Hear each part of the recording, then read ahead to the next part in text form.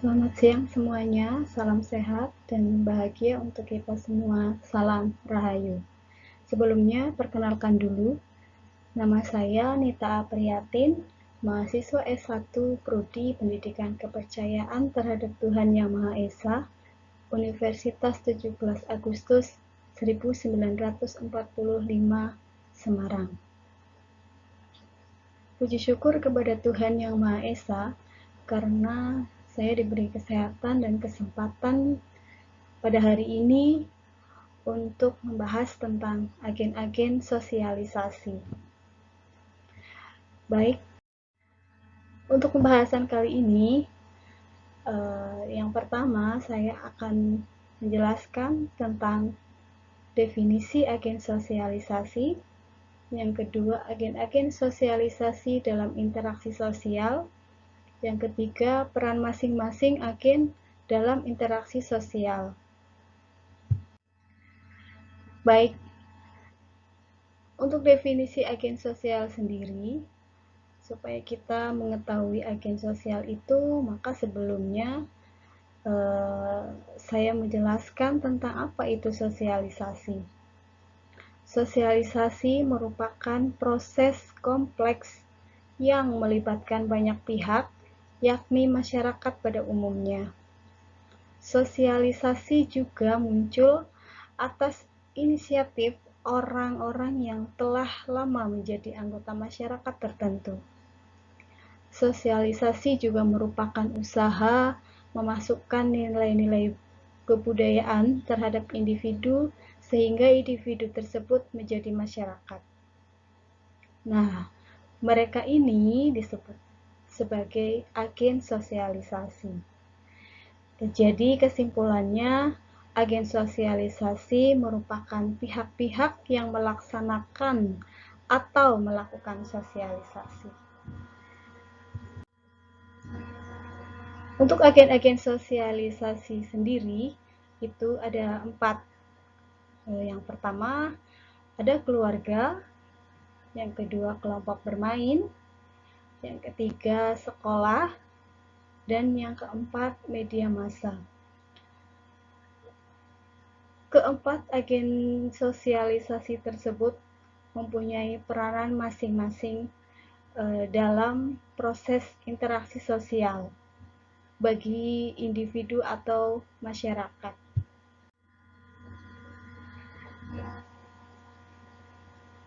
Untuk keluarga sendiri, keluarga merupakan agen sosialisasi pada tahap awal atau primer.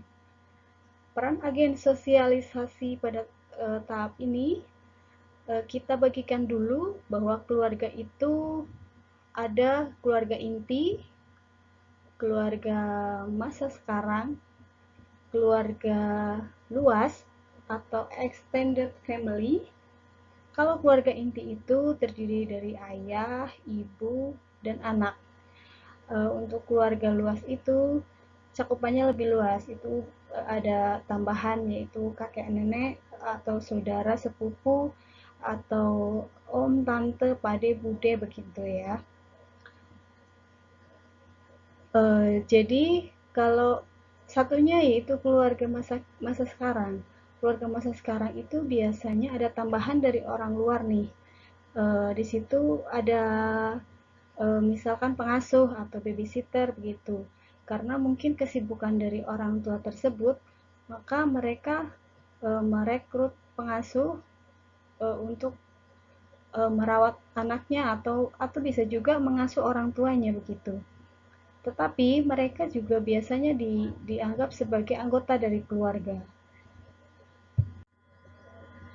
Untuk peran keluarga sendiri dalam proses interaksi sosial,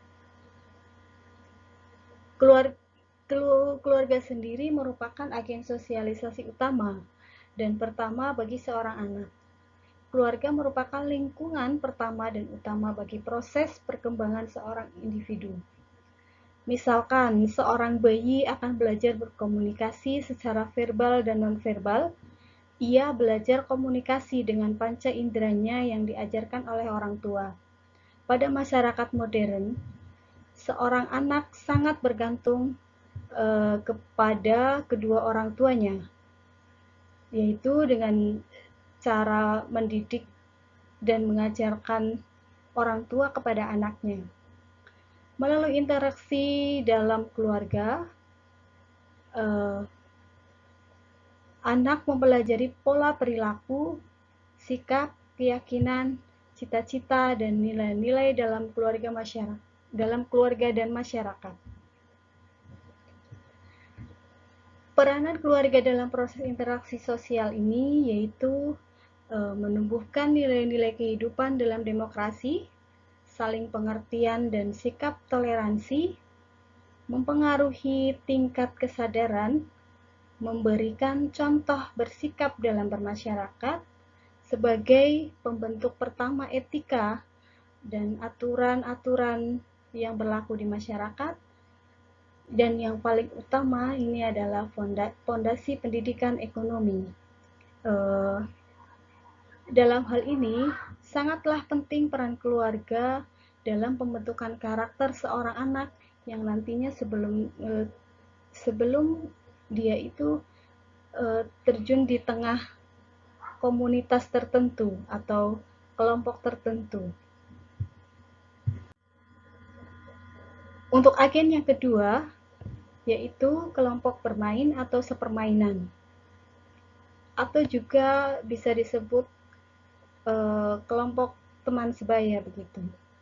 Untuk kelompok bermain atau kelompok sepermainan merupakan agen yang mengenalkan berbagai macam aturan peranan orang-orang yang kedudukannya sederajat. Misalnya begini, setelah anak bisa berjalan, berbicara, dan bepergian, ia mulai bertemu dan berinteraksi dengan teman sebayanya yang berasal dari keluarga lain. Pada tahap ini, anak memasuki game stage, fase di mana ia memulai mempelajari berbagai aturan tentang peranan orang-orang yang kedudukannya sederajat. Ini kita lihat di gambar untuk yang di atas ada permainan balap roda begitu. Yang di bawah itu tentang home pipa begitu. Jadi si anak ini diajarkan tentang kebersamaan, toleransi, dan untuk di gambar yang di bawah itu tentang keadilan. Jadi siapa yang menang, dia yang duluan dapat urutan begitu. Untuk peran kelompok bermain atau sepermainan atau teman sebaya dalam interaksi sosial, yaitu yang pertama, mengenalkan nilai-nilai keadilan. Yang kedua, mengenalkan nilai-nilai toleransi. Yang ketiga, mengenalkan nilai-nilai kebenaran. Yang keempat, mengenalkan nilai-nilai solidaritas. Seperti pada slide sebelumnya, bahwa di gambar yang pertama itu ada permainan balapan dorong sepeda, dorong roda gitu. Jadi dalam nilai toleransinya di situ ada, mereka saling menghargai, saling menghormati, semuanya sama kedudukannya di situ. Untuk keadilannya yang pertama nyampe itu yang juara.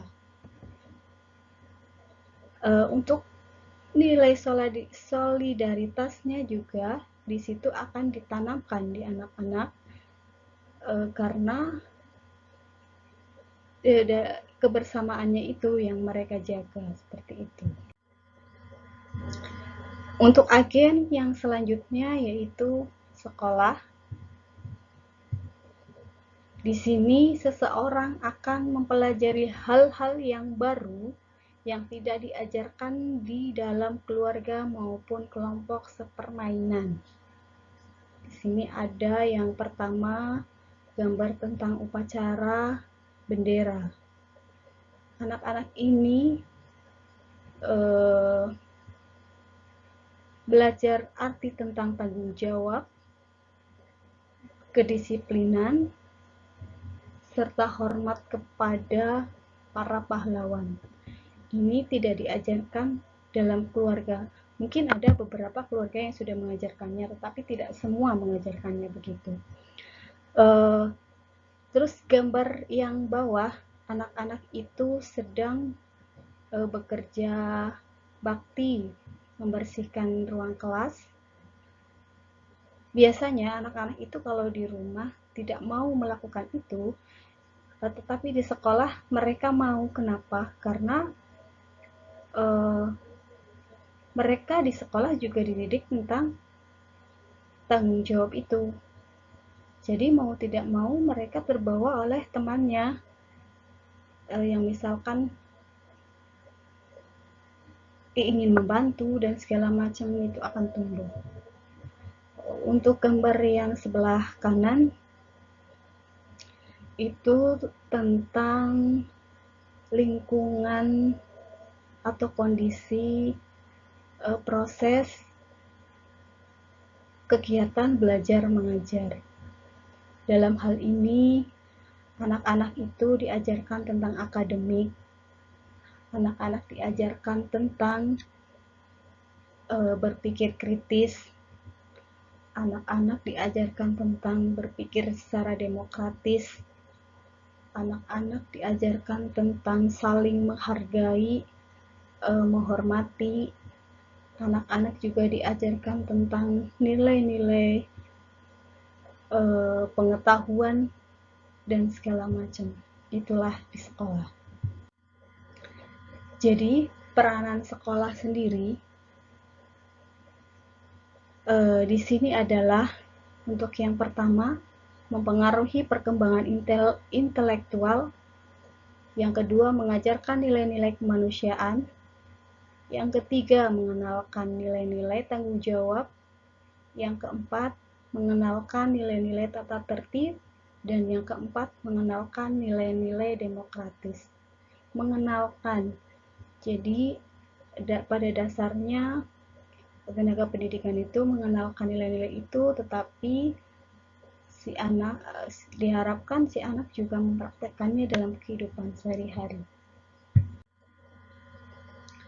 Untuk yang terakhir, ini ada media massa. Media massa itu terbagi menjadi dua, yaitu media cetak dan media elektronik. Untuk media cetak sendiri, itu saya ambil contoh koran dan majalah. Untuk koran, kita dapat menerima berbagai macam berita dari membaca koran atau majalah tersebut. Kita mendapatkan informasi tentang apa saja di dalam koran dan majalah itu juga. Dan untuk selanjutnya ini ada radio. Radio kita bisa menerima informasi-informasi juga yang disiarkan langsung oleh penyiar radio. Dan kita tidak hanya mendengarkan saja tentang informasi itu, bahkan kita juga bisa berpartisipasi lewat telepon atau nomor telepon yang disediakan oleh pihak stasiun radio. Untuk yang selanjutnya ini ada televisi. Televisi itu, untuk televisi sendiri biasanya itu minat anak-anak terhadap siaran televisi yang menayangkan berbagai jenis film membuat media ini begitu dominan dalam proses sosialisasi. Di situ juga menyuguhkan berita-berita atau informasi apa saja yang lebih luas dibandingkan media-media sebelumnya atau koran atau radio seperti itu. Untuk selanjutnya di sini ada komputer, ini masih media elektronik. Dalam komputer ini kita bisa berkomunikasi dengan orang dengan jarak jauh seperti sekarang ini, karena semuanya serba internet. Kita bisa menggunakan komputer itu sebagai alat misalkan untuk Zoom meeting, Google Meet, seperti itu. Jadi kita bisa komunikasi dengan banyak orang menggunakan aplikasi-aplikasi internet yang bisa menggunakan media komputer. Sama juga dengan HP atau handphone. Handphone juga sama. Jadi di sini kita bisa untuk menelpon orang jarak jauh, juga bisa untuk Zoom atau Google Meet seperti itu. Untuk peranan media massa sendiri, media massa merupakan bentuk komunikasi dan reaksi yang menjangkau banyak orang. Media massa adalah bentuk transportasi komunikasi massa yang dapat didefinisikan sebagai penyebaran pesan secara luas, cepat, dan terus-menerus kepada audiens yang besar dan beragam dalam upaya untuk mempengaruhi mereka dalam beberapa cara. Peran media massa dalam proses sosialisasi yaitu dengan menyampaikan pesan-pesan dan simbol-simbol sehingga menimbulkan berbagai pendapat dalam masyarakat. Ini daftar pustaka yang saya ambil. Pesan-pesan yang dipelajari dari setiap agen sosialisasi tidak selalu sepadan satu dengan yang lainnya. Apa yang diajarkan keluarga bisa saja berbeda dengan apa yang diajarkan oleh kelompok, sepermainan, ataupun di sekolah. Jika pesannya disampaikan setiap agen sosialisasi sepadan, maka proses sosialisasi akan sangat berjalan dengan lancar. Sebaliknya, jika saling bertentangan, akan dijumpai kecenderungan seseorang mengalami konflik pribadi karena bingung dan terombang-ambing oleh agen sosialisasi tersebut. Demikian presentasi dari saya. Terima kasih. Salam Rahayu.